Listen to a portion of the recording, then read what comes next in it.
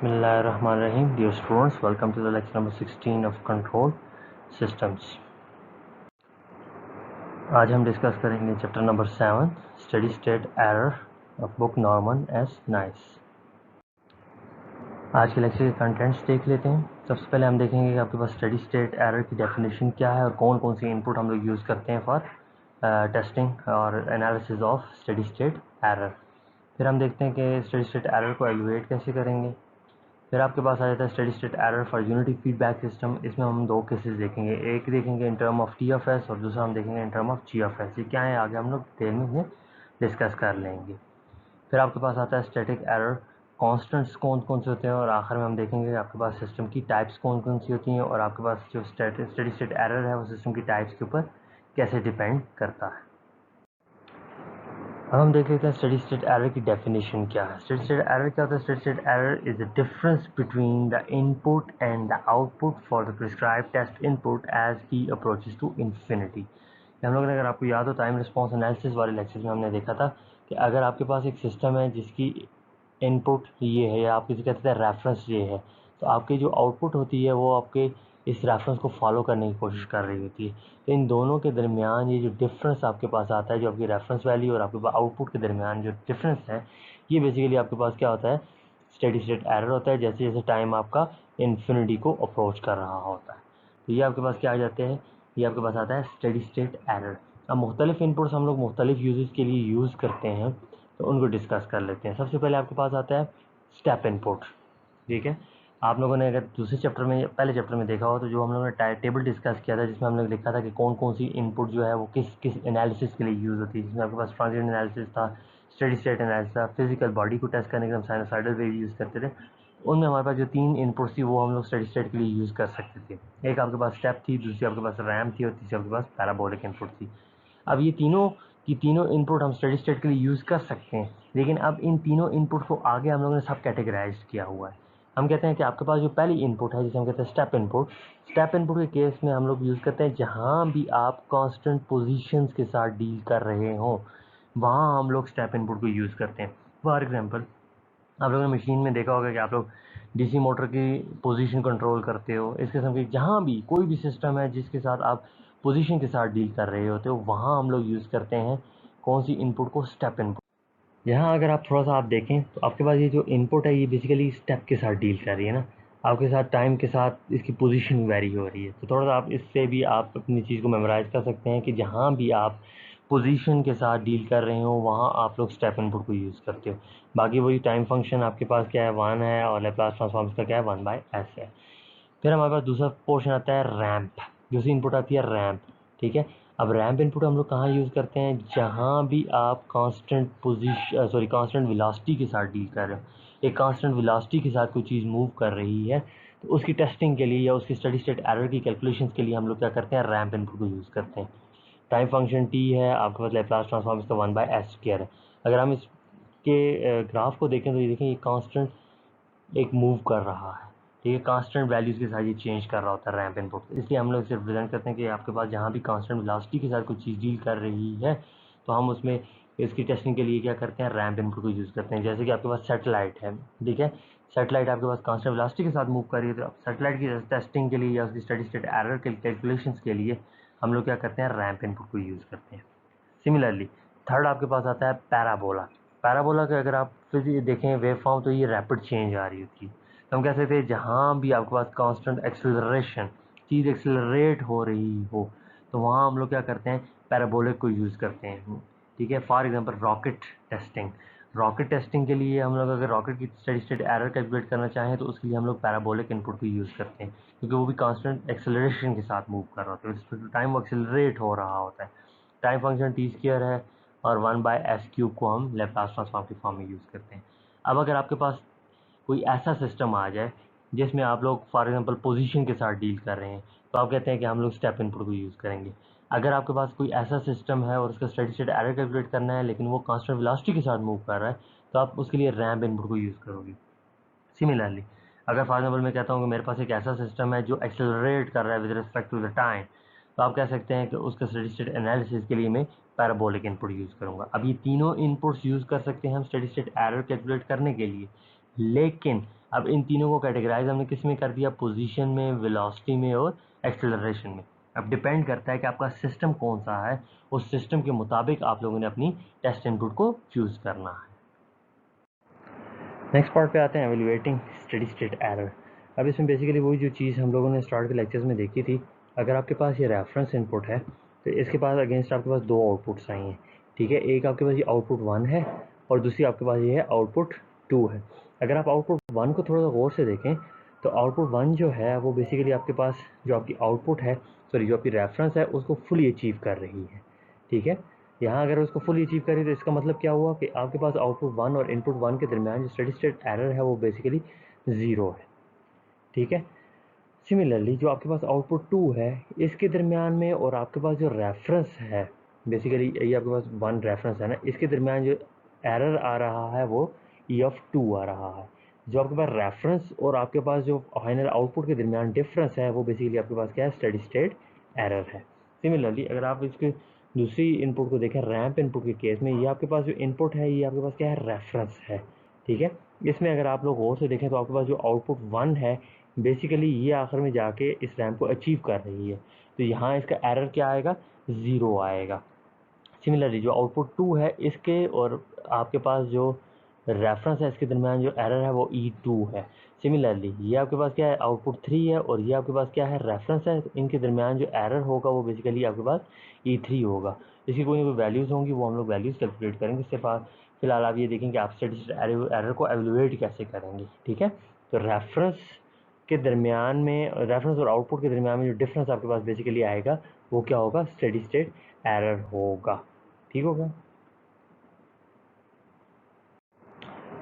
Third item पे आते हैं, तो ये आपके पास है basically steady state error for unity feedback system, ठीक है। इसमें हम लोगों ने वहाँ पे बताया था कि आपके पास इन टर्म ऑफ TFS आता है और इन टर्म ऑफ GFS आता है। इन टर्म ऑफ TFS से मुराद ये आपके पास बेसिकली क्या है, क्लोज लूप ट्रांसफर फंक्शन है, और दूसरा GFS आपके पास क्या है, open loop transfer function for unity feedback system, ठीक है। अब सबसे पहले हम लोग देखेंगे कि आपके पास TFS अगर आपके पास आता है, क्लोज लूप ट्रांसफर फंक्शन है, तो उसके अगेंस्ट आपके पास एरर कैसे कैलकुलेट करते हैं। फिर हम देखेंगे कि आपके पास अगर GFS है, ओपन लूप सिस्टम है, तो उसके केस में आपके पास स्टेडी स्टेट एरर कैसे कैलकुलेट करेंगे। बेसिकली जहाँ आपके पास TFS आता है ये आपके पास क्या है, क्लोज लूप ट्रांसफर फंक्शन है, ठीक है। तो हम लोग क्या करते हैं, इसे इनपुट के साथ कंपेयर करके यहाँ पे एरर कैलकुलेट कर रहे होते हैं। जब हम बात करते हैं GFS की केस में, GFS आपके पास ओपन लूप ट्रांसफर फंक्शन है, तो यहाँ से हम फीडबैक लेके यहाँ पे हम लोग क्या करते हैं, एरर को कैलकुलेट करते हैं। तो अब हम देखेंगे आपके पास in term of this thing क्या स्टेडी स्टेट एरर आता है और in term of this thing आपके पास स्टेडी स्टेट एरर क्या आता है। मोस्टली हम कंट्रोल सिस्टम में यूज़ करते हैं GFS को, ओपन लूप ट्रांसफर फंक्शन को विद फीडबैक। यूनिटी फीडबैक भी होता है, आपके पास कोई वैल्यूज़ भी होंगी फीडबैक की, वो हम लोग आगे चल के देखेंगे। इसके लिए हम लोग एनालिसिस करेंगे, फिर हम लोग इसके एनालिसिस करेंगे। मोस्टली कंट्रोल सिस्टम में हम लोग इसको यूज़ करते हैं। सबसे पहले अब आपके पास आ गया steady state error in term of T(f)s, ठीक है। To find E(f)s error, the error between the input RFS and the output CFS can be write as, अगर हम इस फिगर को देखें नीचे तो यहाँ से RFS यहाँ पे आएगा और यहाँ से CFS आ रहा है, तो EFS की वैल्यूज़ क्या होंगी, basically EFS is equal to RFS minus CFS। ये देखें यहाँ से हमें पता लग गया, तो हमारे पास एक वैल्यूज़ आई वो क्या आएगी, EFS is equal to RFS minus CFS। अब अगर मैं सिंपल CFS की वैल्यू कैलकुलेट करूँ तो CFS किस चीज़ की इक्वल होगा, CFS बेसिकली आपके पास इक्वल होगा RFS मल्टीप्लाई बाय TFS मिलके हमें क्या दे देगा, CFS दे देगा। अब इन दोनों इक्वेशंस की मदद से हम लोग क्या करते हैं, एरर की वैल्यूज़ फाइंड आउट करते हैं। इन दोनों को अगर मैं सिंप्लीफाई करूँगा तो मेरे पास EFS की वैल्यूज़ क्या आ जाएंगी, EFS is equal to RFS into 1 minus TFS, ठीक है। यहाँ आप इसकी वैल्यूज़ को उठा के पुट कर देना, CFS की वैल्यू को यहाँ पे इसको उठा के यहाँ पे जब पुट करेंगे, इसको सिंप्लीफाई करेंगे तो आपके पास ये रिजल्ट आ जाएगा। अब यहाँ पे मैं लगाता हूँ फाइनल वैल्यू थ्योरम। अगर आपको याद हो पहले लेक्चर में हमने देखा था कि आपके पास फाइनल वैल्यू थ्योरम क्या था।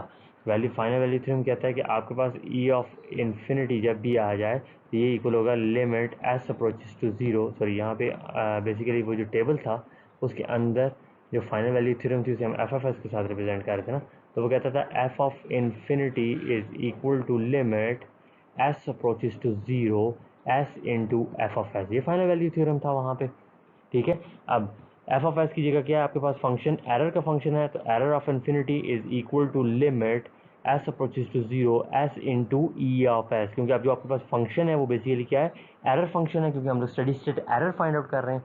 तो जब इसके ऊपर मैं स्टडी स्टेट एरर के ऊपर फाइनल वैल्यू थ्योरम लगाऊंगा तो मेरे पास इक्वेशन क्या बन जाएगी, मेरे पास जो इक्वेशन बनेगी वो आ जाएगी, ये चीज़ आ जाएगी। ये अब बेसिकली आपके पास क्या है, फाइनल वैल्यू थ्योरम है। ठीक है, ये फाइनल वैल्यू थ्योरम मैंने अप्लाई कर दिया। अब ई ऑफ एस की वैल्यू मेरे पास मौजूद है यहाँ पे, तो इस इक्वेशन में जब मैं ई ऑफ एस की वैल्यू पुट करूँगा तो मेरे पास फाइनल जो वैल्यू आएगी स्टेडी स्टेट एरर की वो आएगी E of infinity is equal to limit S approaches to zero R of S into one minus T of S. अब ये बेसिकली जो आर ऑफ एस है ये क्या होगा, ये या तो स्टेप फंक्शन होगा, या ये आपके पास रैम फंक्शन होगा, या ये आपके पास क्या होगा, पैराबोलिक फंक्शन होगा। तो स्टेप के लिए ये इक्वेशन डिफरेंट बनेगी, ठीक है, रैम के लिए ये इक्वेशन डिफरेंट बनेगी, पैराबोला के लिए ये इक्वेशन डिफरेंट बनेगी। जनरलाइज्ड इक्वेशन आपके पास यही रहेगी, सिर्फ यहाँ पे आर एफ एस की वैल्यूज़ क्या हो जाएंगी, वो चेंज हो जाएगी। अगर स्टेप है तो वन बाई एस यहाँ पे पुट कर देंगे, अगर रैम्प है तो वन बाई एस स्क्वायर हो जाएगा, पैराबोला है तो आपके पास वन बाई एस क्यूब हो जाएगा, टी एफ एस की वैल्यू आपको गिवन होगी। तो ये basically steady state error calculate करने का जनरलाइज रिलेशन है जब आपके पास क्लोज लूप ट्रांसफर फंक्शन है, साथ मेंशन किया जाएगा कि ये close loop transfer function T of S है। ठीक है, तो आगे एक एग्जांपल करते हैं, उससे थोड़ा सा आपको आइडिया हो जाएगा कि कैसे आप लोगों ने स्टेडी स्टेट एरर को कैलकुलेट करना है। अभी आपके पास एक एग्जांपल है, इसमें कहता है कि find the steady state error for the system this if T of S is equal to this thing and the input is a unit step input. ठीक है, अब उसने बता दिया कि आर एफ एस की वैल्यू स्टेप इनपुट है, T F S की वैल्यूज ये हैं। तो अब अगर हम लोग इसकी इक्वेशन फाइंड आउट करें तो ई ऑफ एस की वैल्यू क्या बनेगी, इसको थोड़ा सा इस तरह लिख देता हूँ, ई ऑफ एस की वैल्यू क्या बनेगी, E of S is equal to क्या था, एस, ई ऑफ एस की जो वैल्यूज हम लोगों ने फाइंड आउट की थी R of S into one minus T of S. ठीक है, इस इक्वेशन से हम लोगों ने जब ये वैल्यूज पुट की और ये वैल्यू पुट की तो सिंप्लीफाइड फॉर्म में हमारे पास ये वैल्यू आ गई। ठीक है, अब ये ई ऑफ एस की वैल्यू मेरे पास बेसिकली क्या आ गई, E of S is equal to S square plus seven S plus five divided by S into S square plus seven S plus ten. ठीक है, अब इससे अगर मैंने steady state error find out करना है तो steady state error E of infinity किस चीज़ के इक्वल होगा, limit S approaches to zero S into E of S था ना, यहाँ पे हम लोग लिमिट अप्लाई कर देंगे, limit S approaches to zero apply कर देंगे, तो आपके पास जो फाइनल वैल्यू बचेगी वो क्या बचेगी। ठीक है, इसके ऊपर लिमिट लगा दें तो ये आपके पास ये इक्वेशन बन जाएगी। तो ये आपके पास क्या आ जाएगा, ये टर्म ज़ीरो हो जाएगी, ये ज़ीरो हो जाएगी। ठीक है, तो ई इन्फिनिटी आपके पास क्या आ जाएगा, आपके पास बेसिकली ये जो एस है ये उस एस के साथ कैंसिल आउट हो जाएगा। अगर मैं ये ठहरे यहाँ पे अगर लिख देता हूँ कि आपके पास जो ई इन्फिनिटी है वो बेसिकली इक्वल है limit S approaches to zero S into E of S हो जाएगा। ठीक है, ये ई ऑफ एस की वैल्यू हमें यहाँ से मिलेगी, तो ये वाला जो एस है, ये वाला जो एस है वो बेसिकली इसके साथ कैंसिल आउट हो जाएगा, तो ये बाकी टर्म जीरो हो जाएंगी, तो आपके पास जो बाकी बचेगा वो 5/10 बचेगा। डिटेल में आप जब इसे सॉल्व करेंगे तो 5/10 आएगा विच इज इक्वल टू 1/2। तो आपके पास जो स्टडी स्टेट एरर आया उसकी वैल्यू आई 1/2। इसे आप डिटेल में जब सॉल्व करेंगे ना, इन दोनों को पुट करके ई ऑफ एस की वैल्यू आपके पास ये थी ना, R of S into one minus T of S, T of S की वैल्यू पुट करेंगे, आर एफ एस की वैल्यू पुट करेंगे, तो जो आपके पास ई ऑफ एस की वैल्यूज़ आएंगी वो बेसिकली ये वैल्यू आ जाएगी। ठीक है, अब इस वैल्यू को जब मैं पुट करूँगा इसकी फाइनल फार्मूले में, तो ये आपके पास फार्मूला था। ठीक है, ये आपके पास फार्मूला था, ई एफ एस की वैल्यू यहाँ से मैं पुट कर दूंगा, ये जो एस है ये इस एस के साथ कैंसिल आउट हो जाएगा। बाकी लिमिट जब एस अप्रोचेस टू जीरो का मतलब होता है कि जहाँ पे भी एस की जगह जीरो पुट कर दें, ये भी जीरो पुट कर दें, ये भी जीरो पुट कर दें, ये भी जीरो पुट कर दें, तो आपके पास क्या चीज़ बची, 5/10 बच गया विच इज इक्वल टू 1/2। तो बेसिकली आपके पास जो स्टडी स्टेट एरर आया वो क्या आया, 1/2 आ गया। तो इस तरह से आप लोगों ने study state error find out करना है। अगर यहाँ पे रैम्प इनपुट होती तो यहाँ पे आर एफ एस की जगह क्या हो जाता है, 1/s²। यही अगर आपके पास पैराबोलिक इनपुट होती तो क्या हो जाता है, 1/s³ हो जाता। अब हम आते हैं दूसरे स्टेप पे, steady state error in term of G F S. अब ये देखें सारी डिटेल्स मैंने जो स्टार्ट में बताई थी कि many times we have the system configuration as a unity feedback system with a forward transfer function G of S. Although we can find the closed loop transfer function TFS and then proceed as in the previous subsection, we find more insight for analysis and design bye expressing the steady state error in term of GFS rather than TFS। ठीक है, हम लोग mostly जो apply कर रहे हैं हम लोग इस कॉन्फ़िगरेशन को लेके कंट्रोल सिस्टम के अंदर सारी कैलकुलेशंस कर रहे होते हैं, तो इसलिए हम लोग ज़्यादा एनालिसिस GFS के ऊपर करते हैं बनिस्बत के TFS के ऊपर। तो अगर मैं इस ब्लॉक डायग्राम, इस इक्वेशन को, इस ब्लॉक डायग्राम को देखूं तो यहाँ आपके पास एरर इस पॉइंट पे आएगा या इसके साथ फीडबैक यूनिटी। याद रहे कि यूनिटी फीडबैक है, मीन कि फीडबैक की वैल्यू 1 है। अगर फीडबैक वैल्यू चेंज होगी तो उसके साथ आपके पास इक्वेशन की सारी चेंज हो जाएगी। लेकिन अभी हमारे जो पहला स्टेप है उसमें हम देखते हैं कि आपके पास यूनिटी फीडबैक सिस्टम है। तो यहाँ हमारे पास क्या है, एरर इस चीज़ के इक्वल है, यहाँ पे एरर कैलकुलेट होगा। तो बेसिकली एरर किस चीज़ की इक्वल होगा, E of S is equal to R of S minus C of S। ठीक है, तो ये आपके पास क्या आ जाएगी, एरर की इक्वेशन आ जाएगी। तो अगर हम CFS की वैल्यू फाइंड आउट करना चाहें तो CFS किस चीज़ की इक्वल होगा, CFS is equal to E of S into G of S। इसी चीज़ की इक्वल आएगा ना, ये E ऑफ S इसके साथ मल्टीप्लाई होकर हमें क्या दे देगा, C ऑफ S दे देगा। तो ये हमारे पास इक्वेशन आ गई। अब इन दोनों इक्वेशन को अगर मैं सॉल्व करूँ तो सॉल्व किसके लिए करूँगा, एरर फाइंड आउट करना है ना, हमारा टास्क क्या है, एरर का है। तो मुझे E ऑफ S की वैल्यू चाहिए, तो इस यहाँ से मैं C ऑफ S की वैल्यू को उठाऊंगा, उठा के यहाँ पे पुट कर दूंगा और यहाँ पे मेरे पास E ऑफ S की वैल्यू आ जाएगी, E of S is equal to R of S 1 plus G of S। ठीक है, हमने सिंप्लीफाई किया ना इन दो इक्वेशंस, जो टॉप पे आपने दो इक्वेशंस फाइंड आउट की, इनको हमने सिंप्लीफाई किया। सिंप्लीफाई कैसे किया, हमने यहाँ से C ऑफ S की वैल्यू को उठाया, उठा के यहाँ पुट कर दिया और E ऑफ S के लिए इन दोनों को हमने सॉल्व कर दिया। तो E ऑफ S की वैल्यू आ गई, E of S is equal to E of S is equal to R of S divided by 1 plus G of S। ठीक है, अब इसके ऊपर अगर मैं फाइनल वैल्यू थ्योरम लगाऊं तो फाइनल वैल्यू थ्योरम क्या कहता है, E of infinity is equal to limit S approaches to 0 S into E of S। ठीक है, तो E ऑफ S की वैल्यू मुझे कहाँ से मिलेगी, ये मिलेगी, इसको उठा के मैं यहाँ पुट करूँगा तो मेरे पास क्या चीज़ आ जाएगी, फाइनल जो वैल्यू मेरे पास आएगी वो आएगी E of infinity is equal to limit s approaches to 0 s into R of S divided by 1 plus G of S। अब इस केस में भी G of S की वैल्यू आपको गिवन होगी, R of S की वैल्यू आपके पास step भी हो सकती है, आपके पास रैंप इनपुट भी हो सकती है, आपके पास पैराबोलिक इनपुट भी हो सकती है।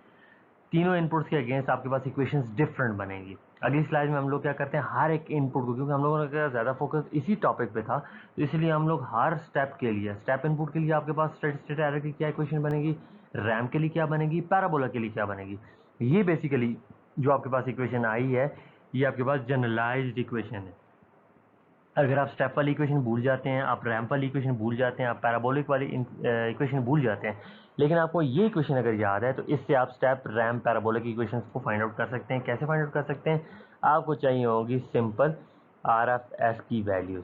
स्टेप के लिए आपके पास आर एफ एस की वैल्यू क्या होगी, 1/s, रैम्प के लिए क्या होगी 1/s², पैराबोला के लिए क्या होगी 1/s³। तो आप दोबारा स्टेप रैम्प और पैराबोला की स्टेडी स्टेट की इक्वेशंस को फाइंड आउट कर सकते हैं। अब अगर मेरे पास स्टेप इनपुट है, ठीक है, मैं अब इंडिविजुअली हर एक को देखता हूँ। मेरे पास क्या आ गई, मेरे पास, मैं कहता हूँ कि मेरे पास है basically step input. First step में क्या है, स्टेप इनपुट। जब स्टेप इनपुट हुई तो मैंने आर एफ एस की जगह क्या पुट कर दिया, 1/s पुट कर दिया। तो ये 1/s, ये s इस s से कैंसिल आउट हो जाएगा। जो मेरे पास फाइनल वैल्यू रह जाएगी वो क्या रह जाएगी, E of infinity is equal to 1 divide by 1 plus limit s approach to 0 G of s। जब ये इस लिमिट को मैं आगे सब पे अप्लाई करूँगा तो इस पे तो 1 है और कांस्टेंट पे लिमिट नहीं लगती, ठीक है, तो ये लिमिट सिर्फ इस G ऑफ S के ऊपर लग जाएगी। तो G ऑफ S की वैल्यू, अब यानी ये वैल्यू है जिसके ऊपर मेरे पास लिमिट लग रही है। तो DC गेन के केस में अगर मुझे स्टेडी स्टेट एरर की वैल्यू को 0 चाहिए, DC गेन से मुराद क्या है कि मैं S को अप्रोचेस टू 0 पुट कर दूँ हर value of G of S के ऊपर। तो मुझे अगर स्टेडी स्टेट एरर 0 चाहिए तो मेरे पास ये जो टर्म है लिमिट, ये जो इसमें सॉल्व कर देता हूँ, इसमें ये जो टर्म है ये अगर मेरे पास इन्फिनिटी आ जाए तो मेरे पास स्टेडी स्टेट एरर क्या हो जाएगा, 0 हो जाएगा। यानी जितने मेरे पास इनपुट है मेरी आउटपुट फुली उसको अचीव कर रही है, उसके दरमियान स्टेडी स्टेट एरर 0 आ रहा है। तो ये अगर इन्फिनिटी है तो क्या हो जाएगा, 1 डिवाइडेड बाय 1 प्लस इन्फिनिटी, तो 1/इन्फिनिटी आ जाएगा विच इज इक्वल टू 0। तो उस केस में मेरे पास ये पूरी की पूरी टर्म 0 आएगी, मीन्स मेरे पास स्टेडी स्टेट एरर क्या आ जाएगा, 0 आ जाएगा। ठीक है, ये हो गया आपके पास किसके केस में, स्टेप के केस में। तो जब भी आपके पास स्टेप इनपुट आ जाए, आपने उसका steady state error find out करना है तो आप डायरेक्ट इस इक्वेशन को यूज कर सकते हैं। ठीक है, सेकंड आपके पास होता है रैंप इनपुट। अब रैम इनपुट के केस में आपके पास RFS की वैल्यू क्या होती है, 1/s² होती है।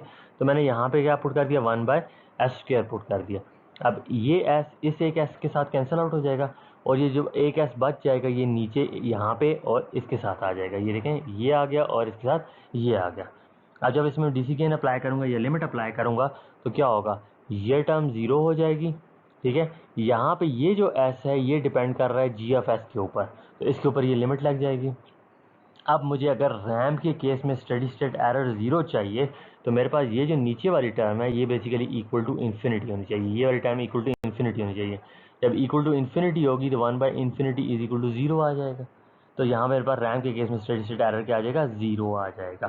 तो अब आपके पास अगर रैम्प इनपुट है तो आप डायरेक्ट स्टडी स्टेट एरर क्या ये फार्मूला यूज़ कर सकते हैं। अब आपके पास जो थर्ड इनपुट है वो बेसिकली है पैराबोलिक इनपुट। पैराबोलिक के केस में आपके पास वैल्यू RFS की क्या होती है, 1/s³ होती है। तो यहाँ पे मैंने जनरलाइज फार्मूले में 1/s³ पुट कर दिया। अब एक s इस s के साथ कैंसिल आउट हो गई, ये 1/s² रह जाएगा। ये s² नीचे सारी इस जगह पे और इस जगह पे मल्टीप्लाई होके मेरे पास ये फाइनल वैल्यू दे देगी। अब जब मैं लिमिट अप्लाई करूँगा तो ये टर्म मेरे पास क्या हो जाएगी, 0 हो जाएगी और सिर्फ ये टर्म बचेगी। ठीक है, अब ये मेरे पास फाइनल वैल्यूज आ गई किसकी, study state error when the input is parabolic. अब अगर मुझे पैराबोलिक इनपुट में स्टडी स्टेट एरर को 0 करना है, यानी इस चीज़ को मैंने 0 करना है। आप स्टडी स्टेट एरर को मिनिमाइज कर रहे होते हैं ना, मिनिमाइज क्या हो रहा है, नीडली इक्वल टू 0। तो अगर इसे मैंने 0 करना है तो मुझे ये टर्म जो है ये इन्फिनिटी चाहिए। क्यों, 1/∞ is equal to 0।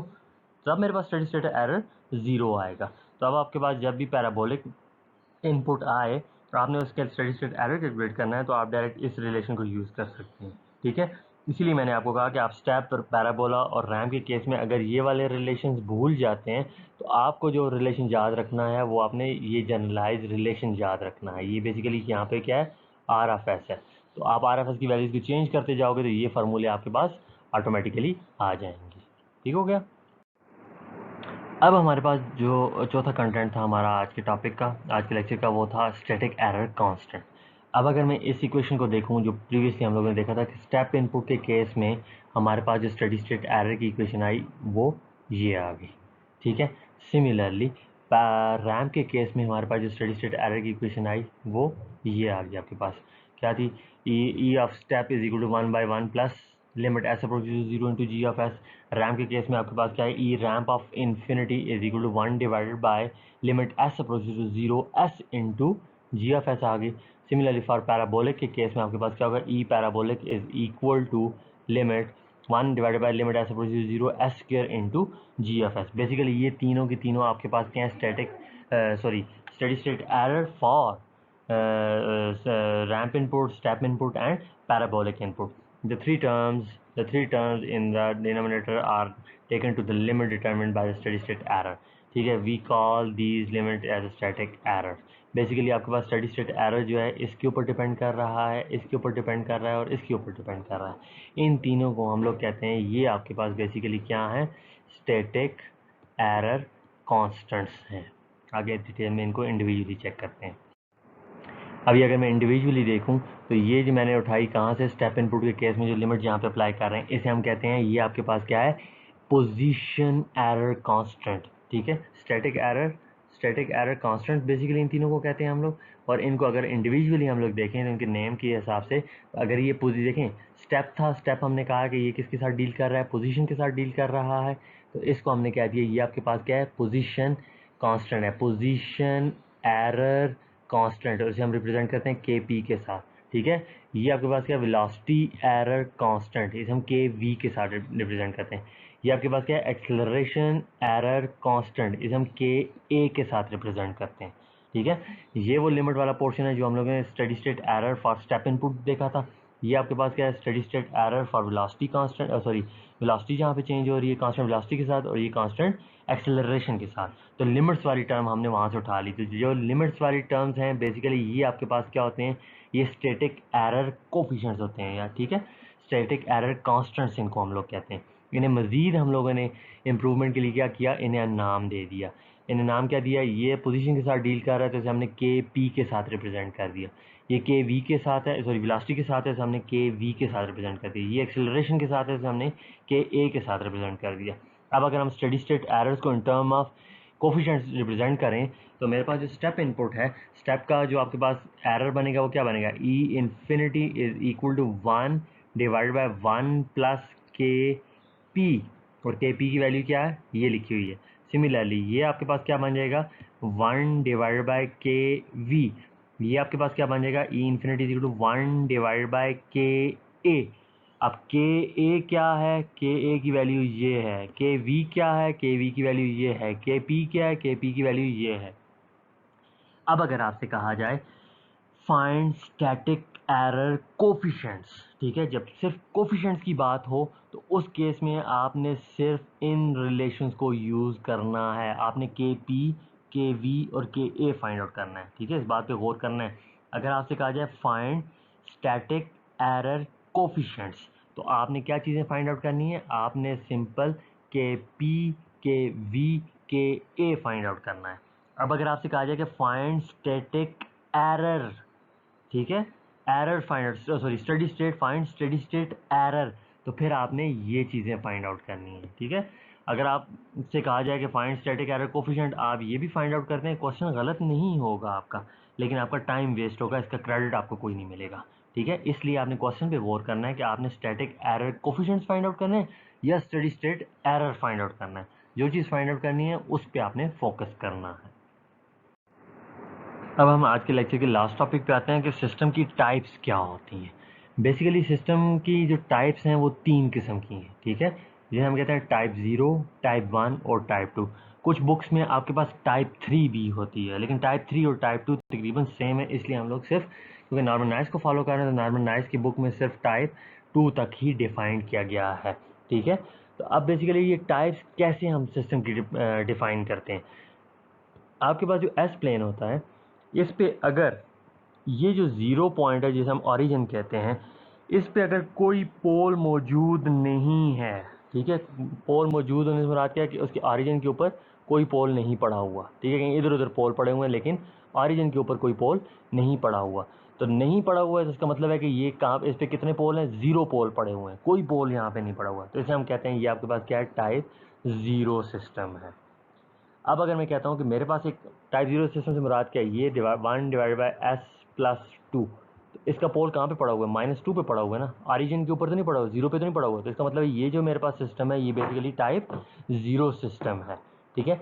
Similarly type 1 की अगर मैं बात करूँ तो मैं कहता हूँ कि टाइप 1 के केस में मेरे पास एक पोल ओरिजिन के ऊपर पड़ा हुआ होगा, इसका मतलब क्या हुआ कि इस सिस्टम के साथ यहाँ पे साथ पे एस भी होगा, तो ये क्या हुआ है, ये एक मतलब ये पोल मेरा कहाँ पे पड़ा हुआ है, 0 पे पड़ा हुआ है, ये पोल -2 पे पड़ा हुआ है, तो ओरिजिन पे अगर मेरे पास एक पोल आ गया तो मैं कह सकता हूँ कि ये मेरे पास कौन सा सिस्टम है, टाइप 1 सिस्टम है।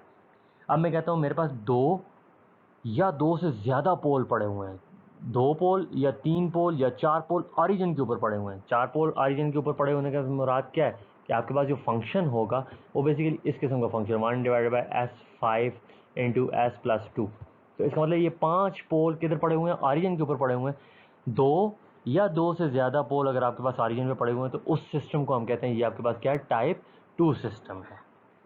तो बेसिकली ये सिस्टम्स की टाइप होती हैं, जो आपको जी एफ एस गिवन होता है ना, आप कहते हैं जी एफ एस की वैल्यू में मेरे पास 1 डिवाइड बाई S+2, तो मैं कह सकता हूँ ये कौन सा टाइप का सिस्टम है, ये टाइप 0 सिस्टम है, क्योंकि ओरिजिन के ऊपर कोई पोल नहीं पड़ा हुआ। मैं कहता हूँ जी इसके साथ ये एस स्क्वायर टर्म मल्टीप्लाई हो रही है, तो इसका मतलब क्या हुआ कि यहाँ पे 2 पोल्स मेरे कहाँ पे हैं, ओरिजिन के ऊपर हैं, तो 2 या 2 से ज़्यादा पोल ओरिजिन पे हो तो उस सिस्टम को मैं क्या कहता हूँ, ये मेरे पास क्या है, अब मेरे पास ये जो जी एफ है ये टाइप 2 सिस्टम बन गया। सिस्टम की बात कर रहा हूँ, इनपुट मल्टीप्लाई करने के बाद नहीं, जो जी ऑफ एस की वैल्यू है उसकी बात कर रहा हूँ, ठीक है। अगर मैं कहता हूँ नहीं यहाँ पे मेरे पास सिंपल एस मल्टीप्लाई हो रहा है इसके साथ, तो अब मैं इस केस में कह सकता हूँ कि एक पोल ओरिजिन पे है तो इसमें टाइप 1 सिस्टम कह सकता हूँ। तो ऐसे आप सिस्टम की टाइप्स को डिफाइन करते हैं। अब हम देखते हैं कि आपके जो स्टेडी स्टेट एरर है उसका और सिस्टम की टाइप्स का आपस में क्या रिलेशन है, कैसे वो उसको अफेक्ट कर रहा है। ये बेसिकली एक टेबल है जिससे आपको आपके स्टेडी स्टेट एरर का जो रिजल्ट है वो जिसे कहते हैं वेरीफाई हो जाता है या काउंटर चेक हो जाता है। तो हमारे पास 3 इनपुट्स हैं, 3 इनपुट्स हैं, step input, ramp input, parabolic input. 3 किस्म के सिस्टम की टाइप्स हैं, टाइप 0, टाइप 1, टाइप 2, ठीक है। स्टेडी स्टेट रिलेशन देखते हैं। स्टेप के केस में हमारे पास स्टेडी स्टेट रिलेशन क्या होता है, 1 divided by 1 plus K P. RAM के केस में क्या होता है, 1 बाई के वी। पैराबोला के केस में क्या होता है, 1 बाई के ए, ठीक है। अब हम इसे इंडिविजुअली देखते हैं कि स्टैटिक एरर कांस्टेंट की क्या वैल्यू होगी, उसका एरर क्या आएगा। अब पहला केस, जब हमारे पास स्टेप इनपुट है, स्टेप इनपुट के केस में, टाइप 0 के केस में जब आप इसका स्टैटिक एरर कोफी कांस्टेंट निकालोगे तो केपी की कोई कांस्टेंट वैल्यूज आएंगी आपके पास, ठीक है। केपी की कोई कांस्टेंट वैल्यू आएगी और इसका एरर क्या होगा, 1 divided by 1 plus KP. KP की वैल्यू कांस्टेंट से मुराद क्या है, 1 2 3 4 5 6 7 10 20 कुछ भी आ सकता है। तो जब इस जगह में मैं 20 पुट करूँ, कुछ पुट करूँ, मेरे पास कोई कांस्टेंट वैल्यू ही आएगी ना। तो इसका मतलब है कि जब केपी कांस्टेंट होगा तो एरर की कोई ना कोई वैल्यूज आपके पास आएंगी। टाइप 0 के केस में, रैम के केस में क्या होगा कि के वी की वैल्यू आपके पास 0 आ जाएगी। जैसे के वी की वैल्यू 0 आई तो 1 बाई के वी क्या होता है, इन्फिनिटी होता है, तो एरर की वैल्यू क्या आ जाएगी, इन्फिनिटी आ जाएगी। सिमिलरली के ए की वैल्यू आपके पास क्या होगी, 0 होगी और आपके पास एरर क्या आ जाएगा, इन्फिनिटी आ जाएगा। तो इससे हम लोग एक चीज़ एनालाइज कर सकते हैं ना कि जब भी आपके पास टाइप 0 सिस्टम होगा, जब भी आपके पास टाइप 0 सिस्टम होगा तो सिर्फ स्टेप की वैल्यूज़ आपके पास आएंगी, ठीक है। रैम्प और पैराबोला की वैल्यूज़ आपके पास क्या होगी, इन्फिनिटी, इन्फिनिटी, 0 और 0 वैल्यूज़ होंगी, ठीक है। अब हम आते हैं टाइप 1 के ऊपर।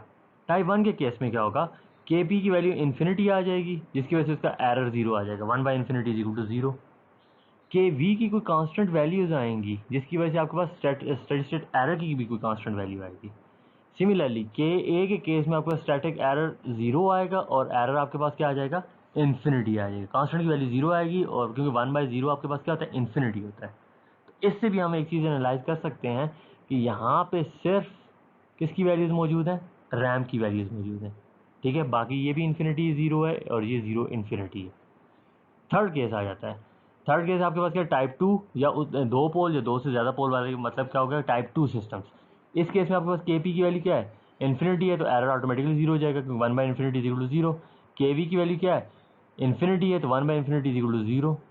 लेकिन जब हम टाइप 2 की बात करते हैं, पैराबोला की बात करते थे, तो यहाँ पे इसकी वैल्यूज एग्जिस्ट करेंगी। के ए की वैल्यू कोई कांस्टेंट वैल्यू आएगी, 1 बाई के ए डेफिनेटली कोई कांस्टेंट वैल्यू होगी। तो इससे अगर मैं इस टेबल को देखूँ तो मैं कह सकता हूँ, इससे मुझे ये अंदाज़ा हो जाएगा ना, मैं सिस्टम को देखूँगा, देखते ही मुझे अंदाज़ा हो जाएगा कि इसमें देखें, इसमें के पी एग्जिस्ट करता है, इसमें के वी की वैल्यूज एग्जिस्ट करती हैं, इसमें के ए की वैल्यू एग्जिस्ट करती हैं। एग्जिस्ट से मुराद की कोई कांस्टेंट वैल्यू आएगी, 0 या इन्फिनिटी वैल्यू नहीं आएगी।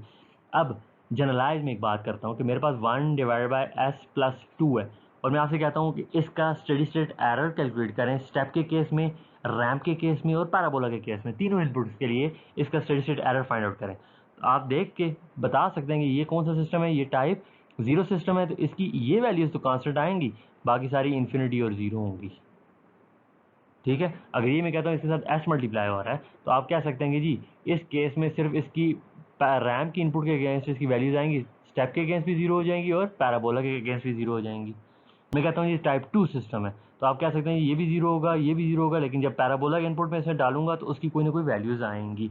तो आपकी इनपुट डिपेंड कर रही होती हैं आपके सिस्टम की टाइप के ऊपर, ठीक है। इससे आपको सिस्टम की टाइप देख के आपको अंदाज़ा हो जाएगा कि इसमें किसकी वैल्यूज आएंगी। हो सकता है जी मैं आपको एक क्वेश्चन दे देता हूँ 1 डिवाइड बाई एस प्लस 2, आप कैलकुलेशन करते हैं, कैलकुलेशन में कहीं गलती कर देते हैं और आप कहते हैं जी कि इस केस में, इस एग्जांपल के केस में मेरे पास रैम की वैल्यूज़ आ रही हैं लेकिन स्टेप इन्फिनिटी आ रहा है। तो आपको अगर ये टेबल याद होगा तो आपको याद होगा कि स्टेप 0 के केस में स्टेप की वैल्यू आनी चाहिए, इन दोनों की वैल्यूज़ इन्फिनिटी और 0 होनी चाहिए। तो ये आपको एक काउंटर चेक मिल जाएगा कि आप क्वेश्चन ठीक कर रहे हैं या उसमें कोई गलती कर रहे हैं। ठीक हो गया, ये था आपका आज का लेक्चर। इंशाल्लाह नेक्स्ट लेक्चर में हम लोग देखेंगे कि अगर आपके पास सिस्टम के अंदर डिस्टर्बेंसेस आ जाएं या आपके पास यूनिटी फीडबैक सिस्टम ना हो तो उस केस में आप लोग एरर कैसे कैलकुलेट करते हैं। उम्मीद करता हूँ कि सारी चीज़ें क्लियर हो गई होंगी। स्टिल अगर कोई क्वेश्चन हुआ तो इंशाल्लाह हम लोग लाइव सेशन में डिस्कस कर लेंगे। Thank you very much. अल्लाह हाफिज़।